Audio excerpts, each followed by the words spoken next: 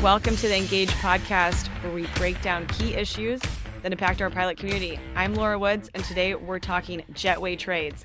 Joining us is Sherwin Liverpool from the Scheduling Committee. Sherwin, welcome in. How are you doing today? I'm doing great. Thanks for coming in. I appreciate you having us. All right. So what exactly is a jetway trade? All right, a jetway trade is best thought of as a partial trip trade. Starting next month, regular pilots will be able to trade a portion of their rotation to another pilot. That trade will either need to come from the front end or the back end of the rotation. There are no limitations to how many legs may be traded, simply that they must encompass either the beginning or the end of the rotation. It also cannot be the entire rotation. We will still accomplish that how we accomplish full trip swaps today. One key point is, even though the name has trade in it, jetway trades are one-way transactions only. A pilot may not exchange a portion of their rotation with another pilot. A jetway trade could be a very useful tool for starting rotation later if needed, finishing it early if you're a commuter, or even getting a particular holiday off without dropping the entire rotation. Commuters will have the ability to essentially generate additional block and pay during their commutes to or from work. Pilots just short of the green slip trigger can pick up minimal flying, just hit the trigger. Pilots barely over the white slip limit could drop a tiny bit of a current rotation to make them legal for that future rotation that they've been eyeing. This tool has the ability to increase the quality of life of our pilots in a variety of different ways. That sounds great. I'm a Denver commuter and commute to LA, so this would be perfect. If somebody else is doing LA to Denver, I would happily pick up Denver back to LA for them. So how would a pilot go about submitting a jetway trade? So my crew is going to be the way that we're going to conduct these transactions. Unfortunately, this time it will not be available as an iCrew function, as the company is starting its migration to its next operating system. The interface will very closely mimic the MyCrew aspect of the pilot's pilot swap board. You will swipe on a particular rotation, and there will be a jetway trade prompt as one of the selectable options. You will then, at a subsequent menu, be able to select all the legs and any hotels associated with the legs that you're opposed to a pickup. It will be a very familiar process to anyone currently familiar with MyCrew's pilot-to-pilot swap board functionality. You heard it here first. iCrew is going away. P2 next. Welcome to the new generation. We are no longer in 1992, maybe 1986. All right. Now that we know how we would submit for one, are there any timing limitations? That's a great question. Initially, crew scheduling will be manually processing these in the background. So once a pilot has accepted a jetway trade, crew scheduling will process them as soon as practicable, but no later than the next PCS run, as long as the jetway trade was accepted at least an hour prior to that PCS run. Put that in plain English. For example, if a pilot has accepted a jetway trade at 11 a.m., then the trade will be processed prior to the 12 o'clock PCS run. The company will run jetway trades first to ensure any PCS activity you may have that may be dependent on that jetway trade is properly processed. Like we said earlier, you may need to get rid of just 2 hours of block time to make you eligible for that 3-day trip that you want to pick up. This order of events ensures your FAR, PWA calculations make you eligible for the pickup. Like the swap board, any offered jetway trades will be removed from the jetway trade board 2 hours prior to report time.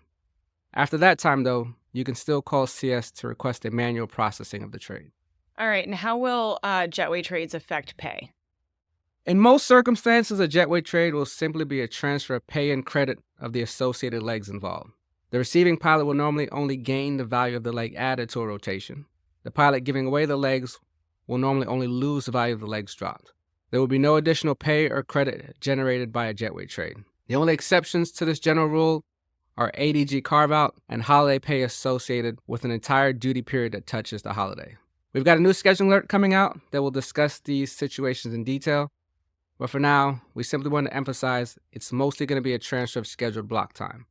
And as always, if you fly over the block, you will receive pay for the greater value of the scheduled block or the as-flown portion. And in addition, each pilot will also receive per diem based on their actual flying.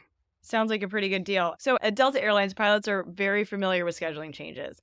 How will scheduling changes affect a jetway trade? Absolutely. Scheduling changes can have a significant impact on jetway trades. That upcoming schedule alert is going to detail a lot of these situations with specific examples so that pilots can look and step through. similar to how our reroute publication went out. A reroute is a company decision, and therefore there may be times when a reroute will generate ADG and other soft pay that were not initially part of the guarantees associated with a Jetway trade. In addition, pilots will continue to receive all forms of PWA reroute pay under Section 23, such as 23L4 and L8. All right. So let's say I already have flying on my schedule. Can I add it via the Jetway trade? So let's say I'm going Denver to LA. I have a trip that starts. Can I add something that's like that same day? Yes, regular pilots can add flying to their days off, as well as to the beginning or ending of an existing rotation. There will be limits that apply to min-connection times and FAR PWA buffers. Not to sound like a broken record, but these are going to be described in a lot more detail in the upcoming scheduling alert. So what limitations should pilots be aware of regarding the Jetway trades? Like what situation or categories are not allowed to participate?